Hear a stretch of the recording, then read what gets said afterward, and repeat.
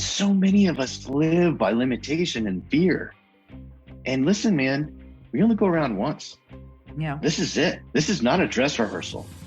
Support for this show comes from Exit Factor. Exit Factor offers a proven method that helps small to mid-sized business owners maximize their company's value. Through one-to-one consulting services and online programs, the trusted advisors at Exit Factor teach entrepreneurs how to successfully navigate and fully leverage strategies when buying, building, and selling their companies. Participants that follow the program have experienced considerable results, with some increasing business value as much as 57% in 1 year. It's time to start running your business every day like you are going to sell it.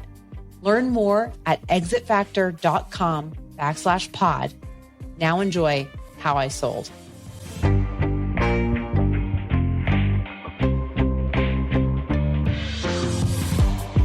Welcome to How I Sold, presented by Exit Factor. Only 13% of all businesses in the U.S. are sold, but we only hear about the billion-dollar stories. Here we explore the real-life stories of entrepreneurs and business owners like you that were able to build, grow, and sell their small businesses.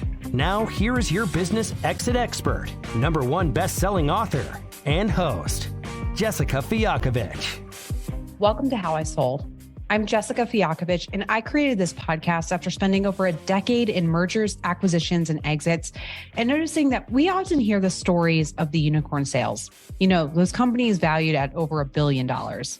But we often don't hear the real life stories. The stories of the thousands of entrepreneurs every year that build, grow, and sell their small businesses. These are their stories. Today on the show, can you do it twice? That is the question that Erik Holmberg had to ask himself after he built and sold his own company, Windward Electric, for the first time. Can he do it again? Without giving out too much away and revealing major spoilers, Erik did what only about 13% of entrepreneurs do, build and sold a business from scratch, but then he had to do it again. Along the way, his motto, failure is not an option, drove him through some of the toughest challenges business owners and people will ever face. Join us today and listen to How I Sold Windward Electric. Welcome to the show, everyone. And today I'm excited to welcome Erik Holmberg. He recently exited his electrical contracting business, and he's here to tell us his story. Erik, welcome to How I Sold. Thank you. Thanks for having me. Yeah. So let's start at the beginning. Where did you grow up? What were your dreams growing up? Were you one of those kids that knew you were going to be an entrepreneur or a business owner from, selling lemonade on the street corner? Or what did you think you were going to be when you grew up? Sure. Good lead in there. So, originally from Boulder, Colorado, in that area. And, talk about lemonade stands. Sure. I had a lemonade stand. Actually, one of the funny stories that my mom keeps reminding me of is I came home one day with money in my lunchbox and she asked me what was going on. And I told her, well, I sold my sandwich.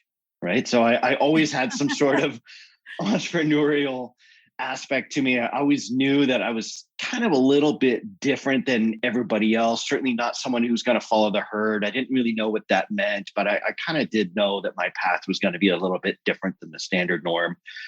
And, it certainly was. So yeah, again, growing up in the Boulder, Colorado area, certainly had my share of entrepreneur experiences there. I love it. What did you have for lunch that day when you sold your sandwich? Or was just the profit more important than the actual calories that day? This was some time ago. I don't exactly remember. Maybe it wasn't quite that awesome, which is why I sold it. No, I was just kind of curious what, where it would go and what I could do. So, that's awesome. Yeah. So you said you took a non-traditional path. Did that path take you to college or university, or what was your step after school? Sure. So growing up in the area, I felt like I really needed to go see the world. And I ended up going to college up in Washington State at a small liberal arts school called the University of Puget Sound. I had the experience of wanting to, again, break away from the norm. I grew up with a father who really wasn't enjoying his job, and he spent a lot of his time in a cubicle. So think of, like the Dilbert comic strip, right? Yeah, that kind of life. And I was just, die hard to do the opposite of that, which I did. So I got an art degree, and luckily I had a bachelor's of fine arts and a business degree to support me underneath that. And I went to school, University of Puget Sound up in Tacoma, Washington. And that's kind of also where I learned that I really love sailing too, which we can get into a little later. Nice. So an arts degree and a business degree too. That's an interesting combination. What was your plan after you completed university? What was going to be your first career step?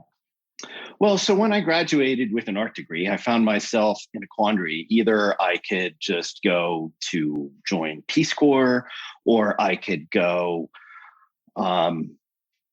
just traveling. And I ended up actually pursuing scuba diving after that. And I ended up getting a job as a scuba instructor, and I became a scuba instructor up in Lake Washington.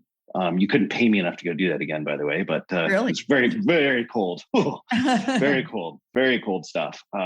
So I ended up from there moving to the Virgin Islands, believe it or not. Didn't know a soul, and kind of threw a dart at the map. Somebody had hired me and then left the company, and I just showed up on an island not knowing anyone, and they said, "Oh, you're here. Well, I guess we should figure out a job for you." So I really just was chasing my bliss, chasing my dreams at this point, in my early 20s, just not really with much focus on any big plan. Yeah. Well, you're seeing the world, right? What you set out to do is you wanted to experience the world. So scuba diving in Lake Washington to the British Virgin Islands or U.S. Virgin Islands? U.S. Virgin Islands. I was in St. Croix, which, by the way, is, if you're into scuba diving, is fantastic for scuba diving. And warmer, right? Oh, quite a bit. Yeah. Yes. Quite a bit warmer. Yes, absolutely. So I had a lot of great experiences there. And went through, even earned my boat captain's license, and bought a boat and lived on it. And then I learned how to sail after that. So nice. that was all part of that. And I see the theme we're going to come back to around here at sailing. I see where this love is established. So we're laying the groundwork and foundation. So our listeners will have to stay till the end of the episode to hear all that. But so you're exploring the world, you're learning a lot about life. When does the bug hit you, or what's the meaning? Why did you end up starting your own company or getting into entrepreneurship? Sure. So let me just connect a few dots here.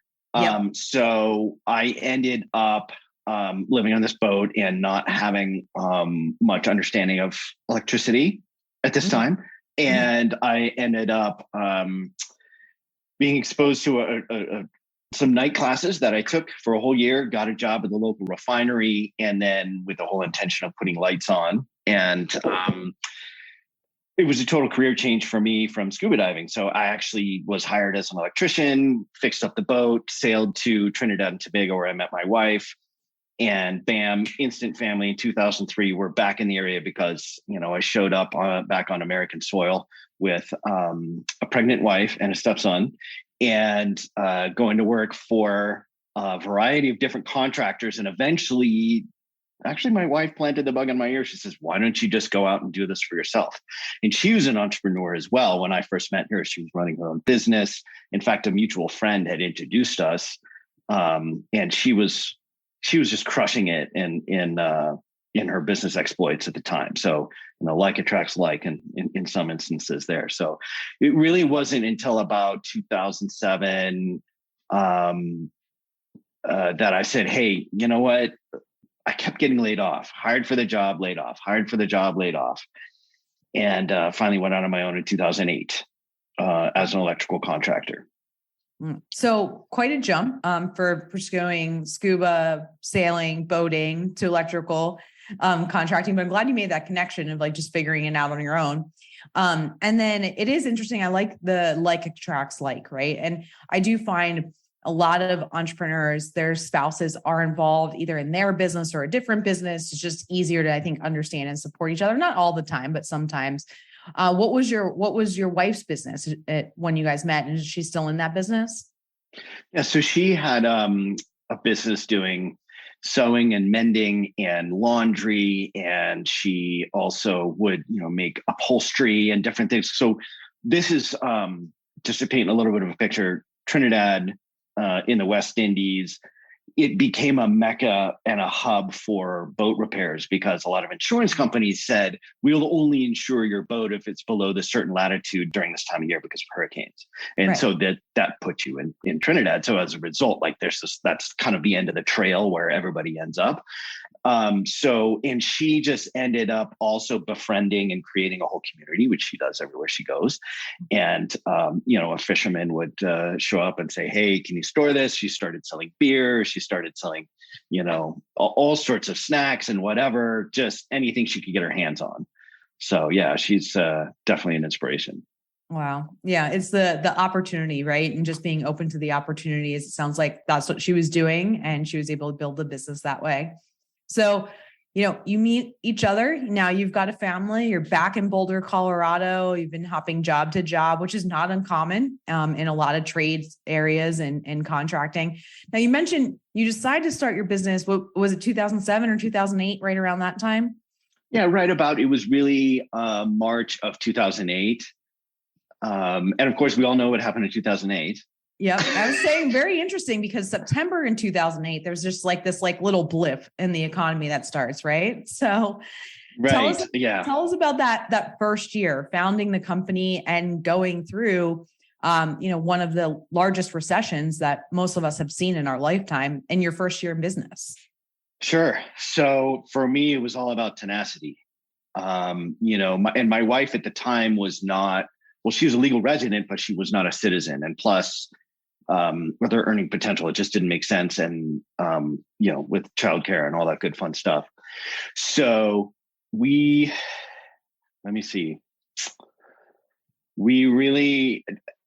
really knuckled down in that first year. It was like when the bottom dropped out of the whole economy, it was like, I'll do anything.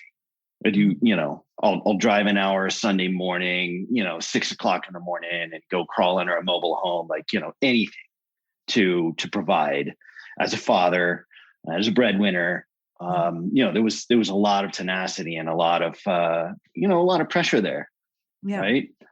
In the midst of that, we're also doing property flips, which the wife and I, we did very well on. Right. So we'd buy HUD homes and we would flip those in the winter. I was even doing that before I went out on my own, which is actually what started it all. I was saying, I want to upgrade the service. And the local inspection authority said, well, you have to have your master electrician license. I said, okay, well, then that's what I got to do. So, right. So yeah, the first year of business, I just didn't know anything other than just putting the head down and just grinding, just absolute grind. Yeah. Yeah. Yep. And I think that a lot of entrepreneurs experience that, their first year, a couple of years in business, but right around that time period, 08, 09, 2010, even more so, right? Everyone was in survival mode. So how long do you think you estimate it took you to get through that survival mode period to the point where you're like, you know what, this is actually working. Like as a business, we're doing okay. Well, I didn't consider failure as an option. Mm-hmm. It just wasn't on the table at all whatsoever. So, man, that's a really tough question to ask because it just kind of all shaped as it came. Yeah. I was very, very strategic and cautious about growing the business and stepping it up. At first I started with 1099s to have help along the way. Because listen, as we know, you're a business person, right? Mm-hmm. As we start in business, the benefit of success is more challenges. Because if we're good at what we're doing, we have now so much work that we have to figure out how to find somebody else to help us. And then that becomes a new skill now that we have to learn. And if and when we transcend that, then we have to figure out how to train managers to do the original work that we started doing. Yeah. And so it basically unfolded for me.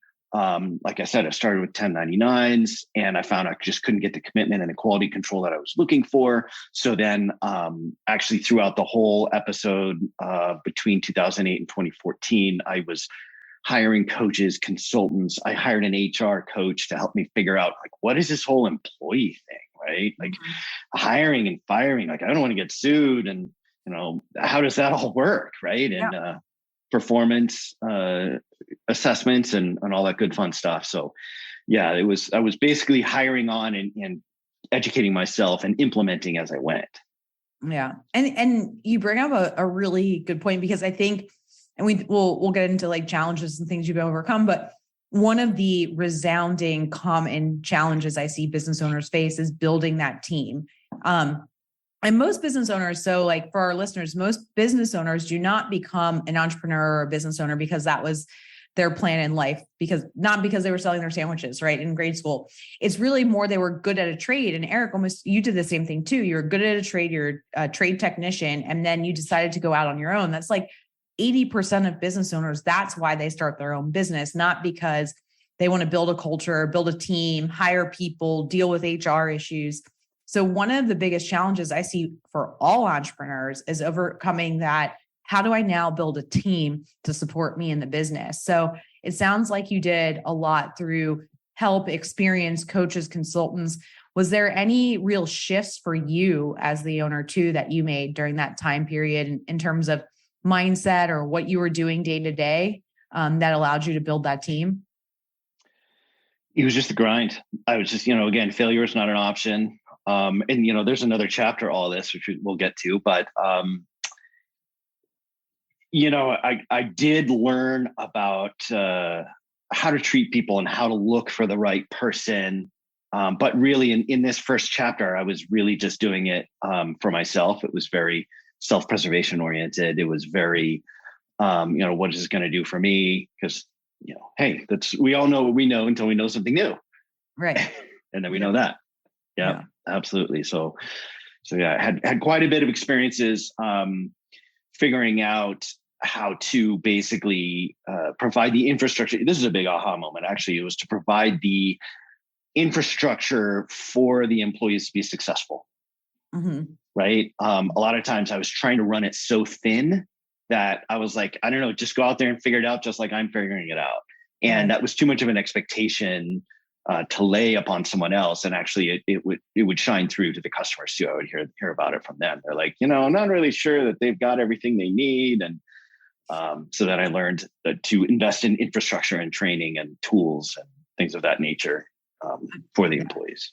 Yeah. That's a big aha moment and really a big way. People talk about culture a lot. And like, I think people think it's like this esoteric thing, but ultimately giving them the tools, the resources, training and systems they need to be successful. That's the baseline of building a great culture and a great business. So I love that aha. What are some of the other challenges during your growing years, during this 07 to 14 period that you guys feel like you overcame as a business? Well, so I joined up with a mastermind group, and that year the gross profits were not really great, but the second year it doubled. And I chose to put myself in a room with business owners and managers and entrepreneurs that were playing a much bigger game than I was. And it was intimidating, but as my normal way of doing things, I tend to just grab myself and throw caution to the wind and just propel myself into it and then figure out how to handle it. So, I did have to figure out there was one moment actually where, there was an employee who got hurt on the job and I had to figure out how to handle that, the whole work comp thing, how to be there for them without judgment, even though what he did was very unwise and avoidable. I also had my first insurance claim where part of a house actually caught fire. And we had been working on it, and it really wasn't any negligence on our part. Anything was just like a weird freak accident, but I was dropped by the insurance company. And I was just like, holy moly, what are we going to do now? Right? I got to find another insurance company, try and explain that, and you can't go without insurance and all that. So yeah, it was to navigate that. Certainly put a couple gray hairs up here. Yeah. Of course. Well, and I think I love that you bring that up because these are like the things that keep business owners up at night. And I think the truth of the matter is that things like this happen in all businesses, right? Whether it's an actual physical fire or it's like, the metaphorical fire in the business. But I think, and I love what I'm hearing from you in our overarching conversation is, there's no option for failure, right? You just keep moving ahead. You figure things out. There's going to be obstacles and adversity that we have to overcome in our business. And it sounds like that's what you did, no matter what roadblock you faced. Absolutely. That's it. But I will say though, I was so committed. I mean, we all know about the neural synapses, and the more we generate a habit is the more that we do that habit, right? Mm-hmm. I got to the point in 2013, I could not disengage. Mm-hmm. I was working Saturdays too. I mean, I was, working 12-hour days, and I lost myself. Mm-hmm. I didn't know who I was. Yeah. And, I saw my kids getting older. And my wife and I were looking at each other, and bear in mind, I met her when we were sailing. I'm going to bring the boat thing back in again because it's a consistent theme. And we said, why don't we go traveling? What are we really doing at that point?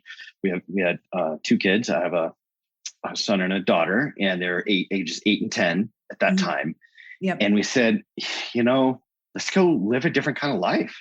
And so we ended up buying a 40-foot catamaran. Wow. And in the Caribbean. Yep. And then I said, you know what? I guess I should probably figure out how to sell my business then. I love it. But what's so funny is that when I talk to people, a lot of people are running away from their business is how I describe it, right? They're just like, just get me away from this thing, but they don't have anything they're running to, like something that's going to provide them passion or purpose or life after they're done with their business. And you almost did it opposite. You're like, hey, I have this thing I'm super passionate about. I'm going to run towards that. And then I'll figure out the business, which I almost think is kind of a better way to do it, because then you have this guiding light or reason that you're going to put in all the work and the perseverance and overcome the adversity that we're going to talk about now. So this is what year is this that you guys buy the catamaran? So this is the end of 2013. So actually, we moved on a boat in June of 2014. Okay. Moved on the boat June 2014. Did you get rid of your house in Boulder or? No, we rented it. And in the meantime, we actually were through our process of property investing. We found there was a rental or two that we couldn't sell. Well, actually there was a house flip that we couldn't sell. So we became landlords by default. Yep. And I have to say that really was a big part of saving our bacon later. So we rented out our house in Longmont, and as well as 2 other properties. And that became kind of like the second backup income generator. Yep. And I sold the business on a handshake. I tried to figure out how to sell it to employees. I really didn't feel like I had the right leadership in there. And I was going one direction. In the last minute, I found somebody who was already growing another business. He had started with HVAC. He had acquired a plumbing business. And I said, he wanted to merge all 3 with electrical, which is a model that can really work because it's very complementary. You've got home services, and, electrical and plumbing and HVAC are different from a lot of the other trades like painting or roofing, in the sense that you have to have employees. If you have painting and roofing, they're all subs. Well, the majority of them, maybe not all, but everyone that I've come across, so it's just a different model. There's a lot of trust that's involved in there, but in any case, so we, I sold the thing on a handshake. I gave him a payment plan, and, sure. Yep. Everything's going to be good. And I got on a plane and I left the country. And, for the first year, so we're in Martinique, right? Okay. So I'm on a boat in the Caribbean with 2 kids, figuring out homeschooling, right? Getting a whole new rhythm. One of my first days down there, I fall in the water with my cell phone that was supposedly waterproof. And that was actually the best thing that could have happened, because I lost all track of time. I didn't even have a watch. I had no idea. I was like, when I'm hungry, I eat. Yeah. It's dark. I guess I'll go to bed. Like, it was literally just completely just wipe the slate clean, which is honestly what I needed. Absolutely at that time. So yeah, just full connection with the kids, full connection with my wife, just, immersion, so to speak, pardon the pun there, but all about it, all about traveling and new cultures. It was a fantastic experience. Yeah. I think it's, a situation a lot of people dream of doing. And I think you're a good example. Is like, you can pull this off, right? You can do this. You can homeschool your children, give them the experience and education around life and different cultures. So you've sold the business. Now, when you say handshake, like literal handshake, was there paperwork involved or anything? There was paperwork, and yeah, absolutely. I hired a lawyer to help me look through all of it. I even made sure that there was a life insurance policy, with me as beneficiary. I wasn't completely naive about it. Mm-hmm. But yeah, it went quickly, and there was not a lot of feedback from the buyer. Yep. And because there wasn't a lot of skin in the game either. You did mostly seller financing, right? Absolutely. Yep. Yeah. Absolutely. Yeah. That was it. I'm like, I'm going to go. Here's my best option. Yeah. Yeah. So for the beginning, it sounds like it was going fine, right? Yeah. The first year was great. We had a payment plan. You made the payments. I did check in on very rare occasions just to see how things were going. But, for the most part, I was in my own world and my new life and everything. And then actually about 1 year in, he stopped making payments. Mm. And so, there I am in the Caribbean, and I'm like trying to figure out, what are we going to do? How's this going to play out? So I, worked my network, and I found the best headhunter and the litigation firm that I could find. And basically started paying them that he had paid me in the first year. Right. Wow. Yeah. And then at the end of, in about April of 2016, mm-hmm. I got the dreaded call. I was just thinking about it this morning because I knew about the podcast. Yeah. I got the call. I remember exactly where I was, the color of the sky and everything. I'm on the sat phone and I hear the words Chapter 7. Oh. And I'm like, what does that mean? And they're like, well, you don't really get anything out of it. And so my nest egg, everything, it just dried up. When we come back in just a moment, Erik has just found out that the person that bought his business has not only stopped making payments, but is filing for Chapter 7 bankruptcy, which means he gets nothing. Stay with us. I'm Jessica Fialkovich, and you're listening to How I Sold. Support for this show comes from Exit Factor. Have you ever wondered if your business is sellable? The truth is, thousands of businesses sell every year, from just a few $1,000s to billions. Now, there are a ton of experts that will teach you how to start a business, more on how to grow one, but only Exit Factor will teach you how to build a valuable and efficient business that is sellable at any time, no matter what happens. Visit exitfactor.com/pod to learn more about us and take our free assessment to find out if your business is sellable. That's exitfactor.com/pod. Hey, welcome back to How I Sold. I'm Jessica Fialkovich. We're with Erik Holmberg, founder of Windward Electric. When we previously left before the break, Erik had sold his business to what he thought was a qualified buyer. And after a year of making payments and sailing in the Caribbean and Europe, he thought his life plan was coming to fruition. But when the buyer stopped making payments and filed for bankruptcy, Erik's world was immediately thrown upside down. Add in a catastrophic accident, and things are about to change very quickly. Yeah. I got the call. I remember exactly where I was, the color of the sky and everything. I'm on the sat phone and I hear the words Chapter 7. Oh. And I'm like, what does that mean? And they're like, well, you don't really get anything out of it. And so my nest egg, everything, it just dried up. Mm-hmm. So there we are. We're sitting on the boat. Meantime, we've actually gone to Europe and back. We actually crossed the Atlantic twice on the boat. And we brought on extra crew to go with us because the big thing is sleep. If we don't have sleep, we can't make good decisions. And I learned a lot about team. When I talk about team, we actually had two very different experiences with that Atlantic trip. So going one way versus the other. But in any case, so there we are in the Caribbean, and our income model is dried up except for our rentals. And I had been dreaming at this point. I'm still focused on the South Pacific, right? So we decided at that point, we're just going to figure it out as we go. We'll figure out, I'll scrape boat bottoms.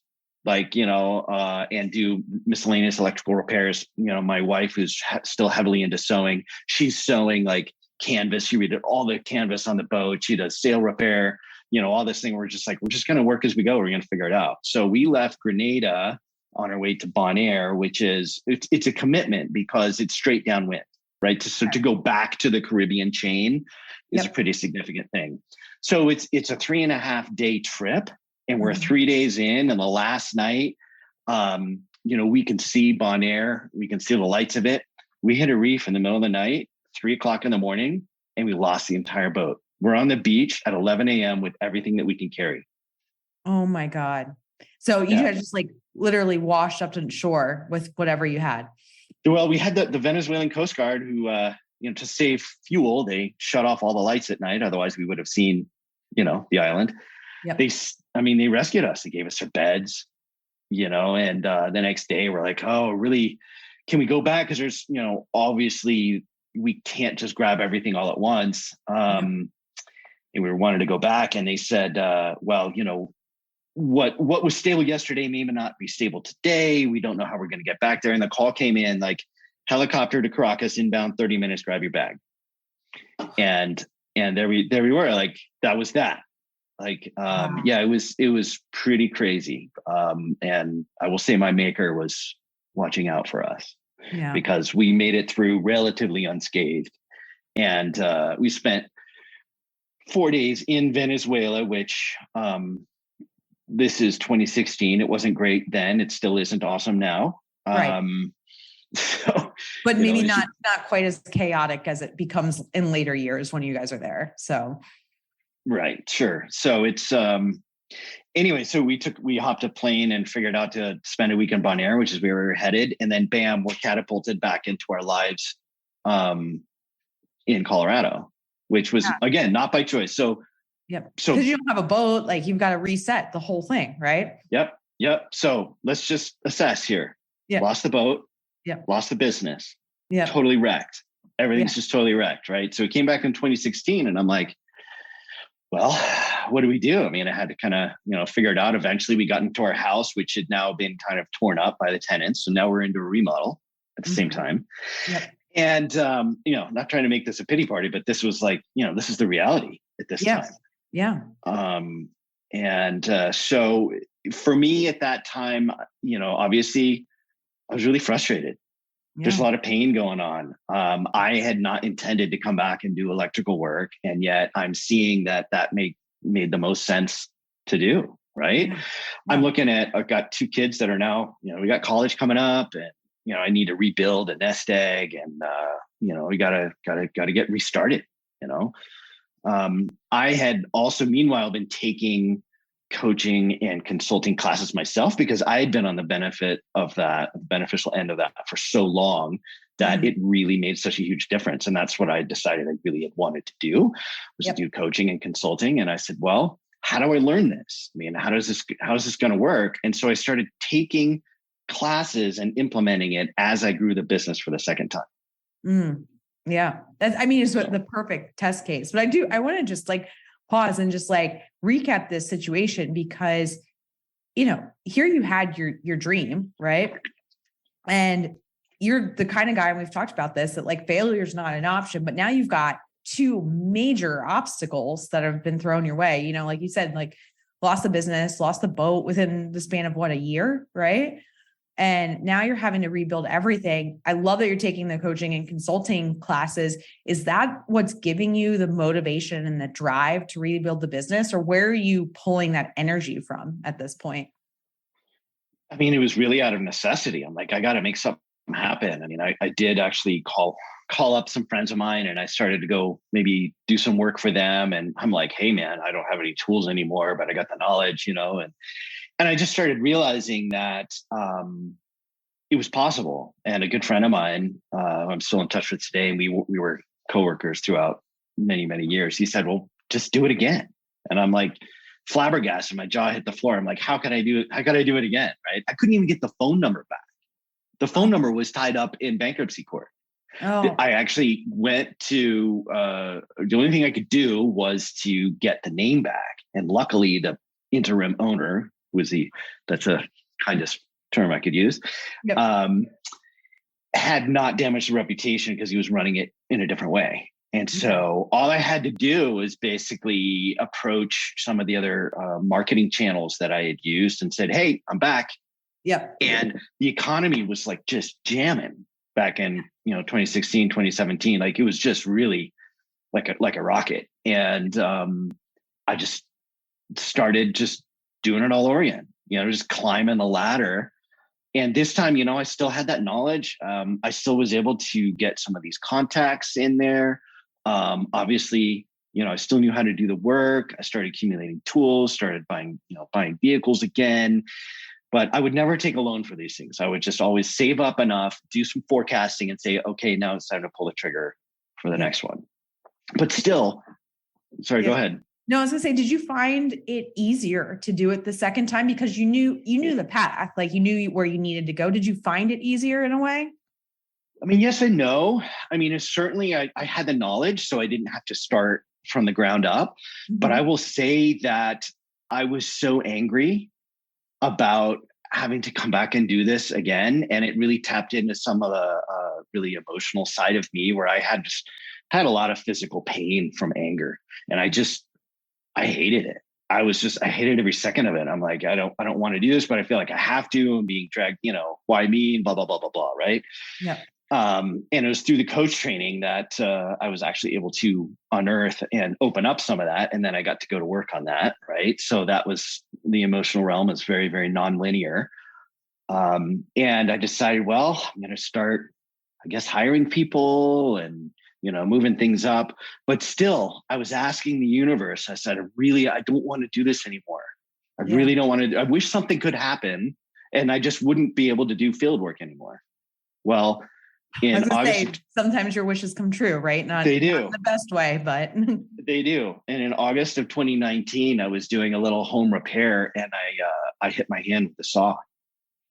And I literally was out. It went from like, oh, I might have a small injury to, wow, this might set me back for a while, to like, I am permanently changed. Okay. Like I can't physically do the work, which is what I was kind of, again, careful what you wish for. Right. Yeah, exactly. Yeah. So I was I was building the business at this time, taking coaching classes, applying that as I learned it. And I was looking at some elective surgeries. I talked to every single hand specialist I could talk to and get a hold of. And in January of 2020, I'm like, okay, well, I got this elective surgery. And then we all know what happened in March of 2020. Yeah. All elective surgeries went out the window because COVID hit. Yeah. Right. Yeah. So that's when I really dug in. Yeah. Actually, I said, all right, I am going to now learn how to invest in others. And I really feel like I was called back to do this a second time, to learn how to train properly and how to give to others. I mean, I was to the point where I had never paid for health insurance for employees. I was like, that's just too expensive. I can't do that. But now with this injured hand and I couldn't do the physical work, I said, even if I have to take it out of my salary, I will pay for it. Yeah. And you know what? I never did have to take it out of my salary. Never once. I got top of the line health insurance for the guys and made sure that they were taken care of first and that they won, because if your team wins, you win. Your team has to win first. Right. And so I really feel like I was brought back to do this. Yeah. Yeah. Well, and it is funny. Like, it's not funny, but like, you have to be careful what you wish for and what you manifest. And you didn't want to do field work and you thought it was because you're just like burnt out and whatever. But I'm sitting here listening to the story. I'm like, well, maybe it was because this is what you were truly supposed to do in this business, right? You were truly supposed to build others up, and you started it within the first iteration of the business. But it sounds like now you get to finish that journey and you have these new skill sets as a coach and a consultant, and you know how to fuel them and serve the team in just an elevated way of the first iteration of the business. Absolutely. And I started to dig into what really motivates these people. How do they see the world? Through my coach training, I started to realize that, we all wear these glasses or lenses, and we wear them so much that we believe that that's our truth, right? That is the world. Not only that, we think that everybody else sees things the way that we do. And nothing could be further from the truth. It's absolutely untrue. Yeah. So I started taking these coach training courses, and I took an Enneagram course. Mm-hmm. And I'm not sure if you're familiar or if you've done it yourself, but yeah. So I'm a 4, by the way. And that was quite a journey to figure that one out, which is the intense creative. Feel things deeply, and being intuitive and all that. I'm like, finally, it kind of made sense how I always felt like I was a little bit different, riding a different path. So in any case, there's also a level 2 training that I did, which was to apply that towards team. And it was so impactful for me that I actually did a secondary training and flew out to San Francisco and did this whole training to learn how that applies with the team. And I did Enneagram on all of my guys. I asked for their permission, of course. Yeah. And I'm like, I want to figure this out. And man, that was transformational. That was absolutely transformational, because I got to understand what motivated them and what triggered them more than they knew themselves. Right? Wow. Yeah. and yeah, go ahead. And it's like, so, it's such a differentiator in your industry too, because like, look, we can stereotype any industry, but when we're talking about contracting services and things like this is not the type of experience most employees have in your industry. So what was their reaction to you pouring into them like this and trying to understand and really better your relationships with your team? It was mixed. It was mixed. I mean, some of the guys are just like, yeah, this is just, voodoo stuff, whatever. I mean, if that's what I guess you're my boss and you're paying for it. So, whatever. And some of the other guys were like, that's really interesting, because this would come with a full 42-page report and I would just give it to them. I'd be like, here, this is yours. This, do with it whatever you want. I appreciate you revealing this to me, because it helps me figure out how best to communicate with you and understand you and to help you and support you. Right. And what I learned to do is just, call up the guys on a regular basis, be like, hey, what's in your way?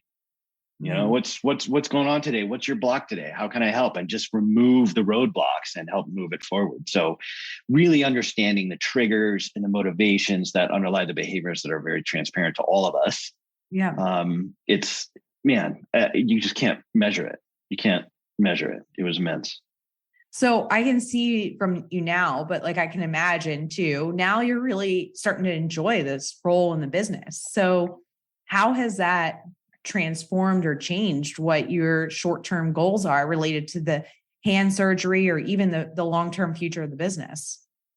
Sure. So I still had kind of this big chip on my shoulder. I was now starting to gain momentum. I was starting to gain strength. And I'm like, let's just keep building this and keep hiring people. And really, I was looking for some validation in, the failed iteration previously of trying to sell the business.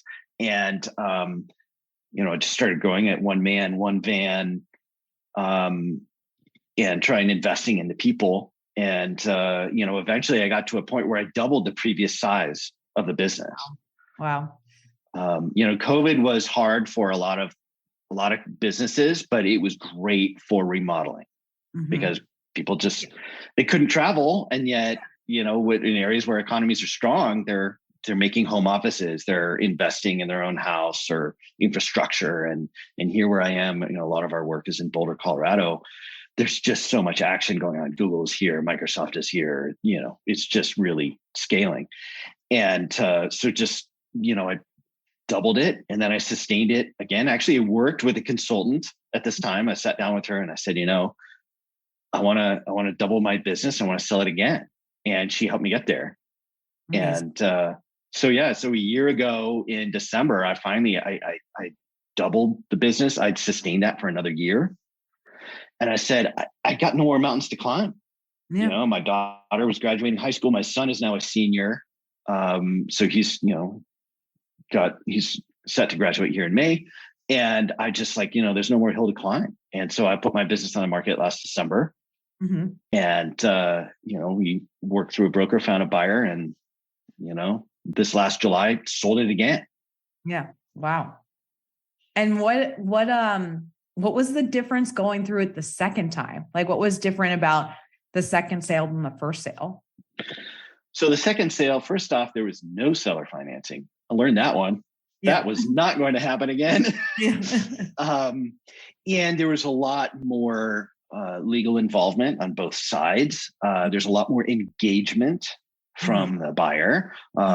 Also, I was going through a broker this time versus previous I hadn't, which I really feel it was the right thing to do. It's, in my opinion, it's awfully hard to keep that confidentiality and, market your business. Of course, at the same time, because I took my eye off the business, my business actually shrank a little bit in last January through March. So which is just prone to happen. Whatever we focus on, whatever we put our energy on, that's what grows, right? Yeah. It's very difficult to maintain a business while you're in the process of selling it, right? Because your priority is just shifted, right? It's not about growth, it's about exit at that point. So absolutely. So definitely a much better outcome for you. And now like not a whole lot of risk because there's not seller financing involved, but what does your role look like now? Did you help the business transition? Are you still involved at all? Or what does the next path look like for you? Sure. So I am contracted through to the end of this calendar year. They wanted me to stay for another full year. I said, I'll give you 6 months. I mean, really. So I've been under the guise of, transition services, which I've been doing, trained in admin and, helping the new owner find his feet as well. And so now I've actually been going into my new endeavor, which is to do coaching and consulting myself. And my dream and vision actually is sailboat coaching, taking people on experiential trips on a boat and completely out of their element and to take them on, actual experiential multi-day trips. So they get, personal development, team building and training. So that's where I'm headed right now. I've actually have a book coming out in March, which is an amalgamation of my learning experiences and the fundamental building blocks to growing a sustainable business from both iterations, and mixed in with a bunch of sailing stories and personal development as well. So that's what I've got going, and I'm going to be doing a fair amount of mastermind groups as well as executive coaching, and really trying to give back because I know it's real. Like the benefit of coaching and consulting, it truly has an impact, and it certainly helped me. It was a really big part of my journey. Oh my God. I love it. I can't wait to read the book. You're going to have to come back on when you release it in the spring too. I'm very excited for that. I mean, the question I'm dying to know and everybody else is dying to know is like, yes, you're going to do these experiences on the sailboat and stuff, but have you bought another catamaran yet? Are you ready to make that jump? That's actually a question I'm asked on a regular basis, so I don't really mind it. I haven't yet because I'm really trying to figure out what the next steps are going to look like. There's a lot of stuff going on with getting my kids launched and getting them fully supported as well, and really trying to figure out what the timing of that really looks like. My main focus here and my role that I'm concentrating on is being a father, right? And I love being a dad.